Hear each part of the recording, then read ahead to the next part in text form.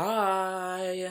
So, this is like some spur of the moment type stuff. Basically, I was in my bed last night trying to go to sleep, and I was thinking because there's a lot of K-pop groups, and there is some K-pop groups that don't even get around to releasing a full-length album before they disband. But then there is other groups that we all know and sometimes love that release a full-length album and then they have never released a full-length album again. And to put the term lightly, not lightly, I guess, because it sounds kind of scary. Not really. But I have come up with a little term called the first album curse. Basically, the groups have released their first full-length album, and then it's been years since they've released another full-length album. The only other group that I don't have their first full-length album, but they're in the first album curse, is M Black, because they only have Black Style. The rest were all mini albums, so they're in the curse, but they kind of been going through some stuff as of recently, so they kind of get a little bit of a pass. My qualifications for the first album curse is if it's been over 2 damn years. So, we're going to start with this one because this is the one that's the oldest. It's T-ARA with their absolute first full-length album. This is the album that they debuted with back in 2009. 2009. Let's think about that. So, it's been quite a long time since they've released a full-length album in Korea. All the rest of their Korean releases have been mini albums, repackages of mini albums, single albums, solo collaboration albums, solo albums, anything under the damn sun, they've done it. But when we look at their Japanese discography, they have released not one, not two, but 3 full-length Japanese albums when they have only back to back to back each year in 2012, 2013, and 2014, and then this one, 2009, T-ARA. We need that Korean full-length album. They're on DSP, Core Contents Media, little shady ass bitch company. Get it together and give these ladies another freaking full-length album. I'm trying to think if this is really their entertainment company. Core Contents. Yeah, Core Contents Media, now known as MBK. What the fuck y'all doing with T-ARA? They have like 9, 11, they have like 10 or something mini albums, but you can't give them another full-length Korean album. Now, does that make sense? No. These girls are really in that first album curse. How many mini albums do they have? 1, 2, 3, 4, 5, 6, 7, 8, 9, 10, 11, 12. They've done like 12 things that are mini albums, pretty much, including the repackages. So that is very upsetting for my T-ARA girls, because this album is a K-pop classic with classic songs like Bo Peep, Bo Peep, Like the First Time, TTL, Time to Love, Lies, Kojima. And it's just a good ass album from start to finish. It is classic T-ARA, classic K-pop. If you are looking to get into K-pop, I recommend this one or the Breaking Heart album. If you really like cool packaging, then this one for sure. But if you like more songs for your money, Breaking Heart, the repackaged. But either way, T-ARA, we're that second full-length album though. Over 6 years, bitch. Then we gonna move on to 4 minutes. This was released in 2000. Where is it on the back? It should say. Leave it to 4 minutes to do this. Can't even fucking find it.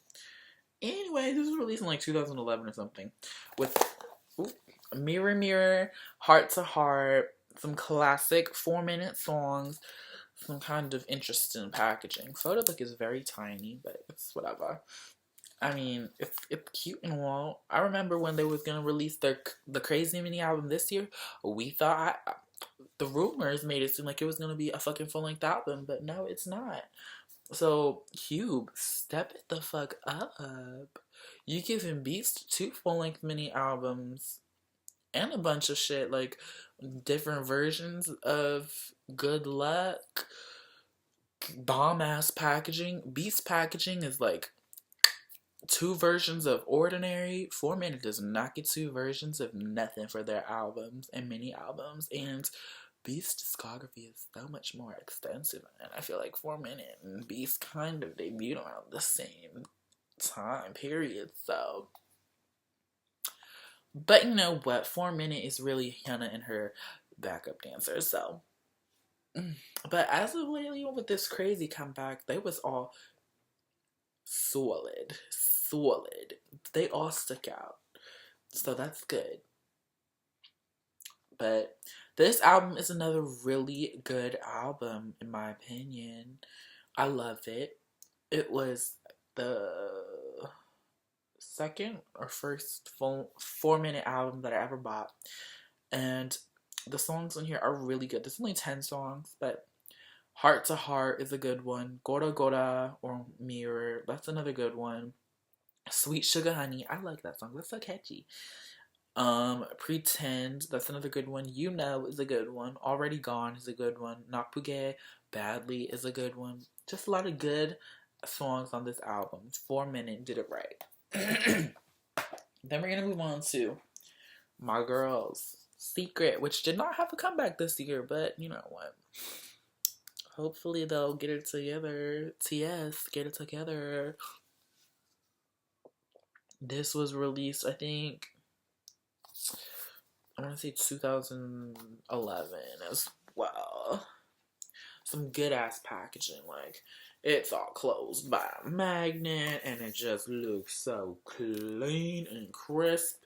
The photo book is real nice. Let me see. Wow, when did they release this bitch? They don't say, but it was like a few years. It was a while ago. The songs on here are so good. One thing that I really love about Secret is that they can do some really good ass slow songs. Like this one has a song called Together. That song is so gorgeous. They have another song on here called Don't Laugh. Utsi Joma, Don't Laugh. It's like a slow song and it's so gorgeous. Neverland is another really good song. If you watch like the channel of Dylan, he also really likes Secret, and I think he did like a top 10 favorite K-pop songs or whatever. Neverland was on his list because that song is slaying. This album is just really good, and we have a Zinger solo, so they need to come back and do some work. Definitely TS favors BAP a lot, but if it weren't for Secret kind of already getting somewhere, they probably would not have, they might not have had the funds to do all these BAP comebacks because Secret is their Nuna group. So let's think about that, TS. Oh my god, I'm talking way too long. Teen Top is in the first full-length album, Curse. This has been, well, it's been over 2 years, so I say that it's on the list. And this album, number 1, Teen Top's number 1, is such a good album. I really was not a fan of Teen Top until I really heard this album when it was released, and it is so good. And just looking through the photo book, the members, this group is fucking hot. Like, they're fucking hot. Like, Cap. is fucking fine. Ricky is fucking cute, but at the same time, Eljo is fucking hot. Chunji is fucking hot. Neil is fucking hot. His big ass lips. Chancho is fucking hot. And Ricky, bitch, he is fucking hot. Like, he looks so hot, but then he looks so cute in some of the other stuff, so. Like, look at this boy. With with the specs, with the suit, with the hair, with the eyebrows on fleek. And the songs in here are on points. Like, this is the one with Miss Right, Missing You, I Wanna Love, Stop Girl, Why, Where haven't they released a full-length album since this one? This one is such a good one. My favorite Teen Top album ever. So, hopefully they'll do another full-length album soon. Or not. Then we got on Lehigh, the YG princess that is trapped somewhere in YG's basement because he's like, no, girl, you're not coming back for a minute because they got priorities. Yeah, whatever. It's been over 2 years since she's released this musical masterpiece called First Love, which, glaring on him. And this album is amazing songs. Like, there's a song on here called Special featuring Jenny Kim, that YG trainee that we've heard so much about that's never done nothing. That's a really good song. The intro, Turn It Up, that's a jam. And it's only like a minute long. Just everything on here is so good. Dream, that song reminds me so much of an Adele song because it's just her and a piano going in on it. It's a thick box, but there's a lot of wasted airspace. But Lehigh, hopefully you can break your chains and break your bonds and come out the YG basement and come back with some music. And Prime 9 Muses, this is their first full-length album, Pre-Madonna. They released it also over 2 years ago. And it's another really good album. Like, 9 Muses always stay making some good, consistent music. So I'm a little upset they haven't released a new full-length album since this one, but they have been going through some member changes as well. Like, Sarah, Lisem, and Unji left the group, and they have 2 new members, Kumjo and Sojin. So they've been going through some stuff, but now that they have their new lineup of people, and it looks like everyone's gonna stay, let's make it a full-length album, ladies. Sleepless Nights was popping. And lastly, this group is very into the curse. If you know who it is, put your hand in the air. After School Virgin, y'all. After School.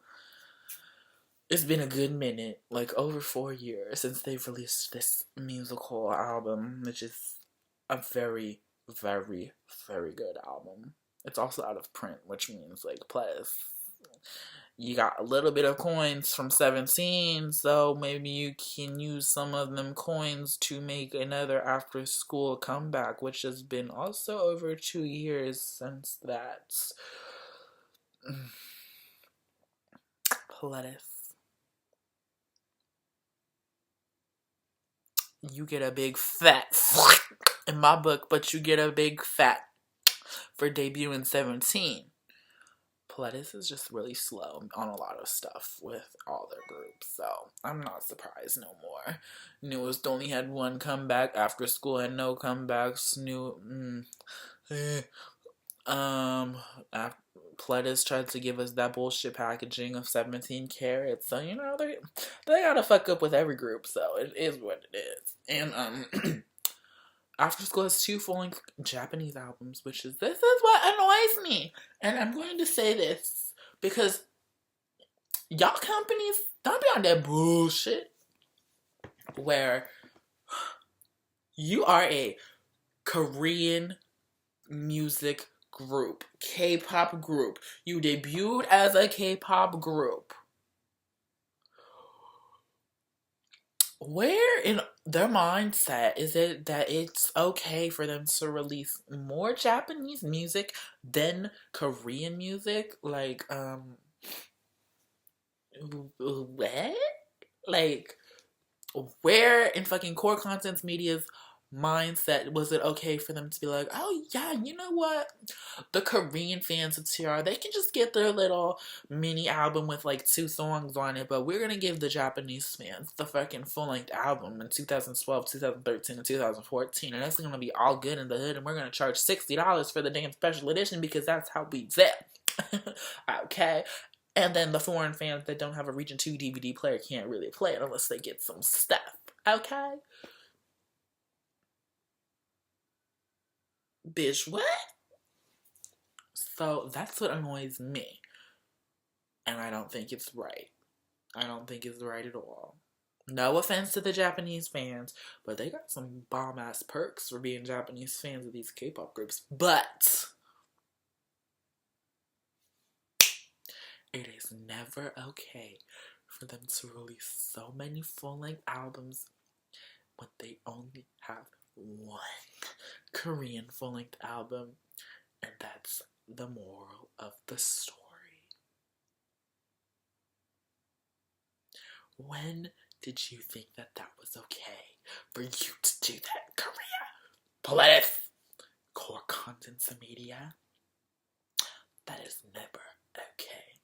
And I don't like it. That's that shit I don't like. Oh my goodness. That like low voice with all the rage. I was channeling my inner Love and Hip Hop Mimi. Love and Hip Hop Atlanta Mimi Foss.